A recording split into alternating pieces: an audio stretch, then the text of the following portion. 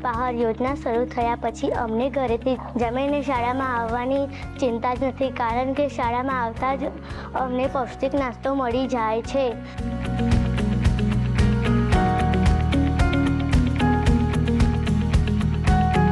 ભૂખ્યા હોય તો એમનું ધ્યાન લાગતું જ નથી ભણવામાં, અને બાળકો નાસ્તો કરે એ બહુ જ સારું છે. પેટ ભરાયેલું રહેશે તો એ સારી રીતે ભણી શકશે.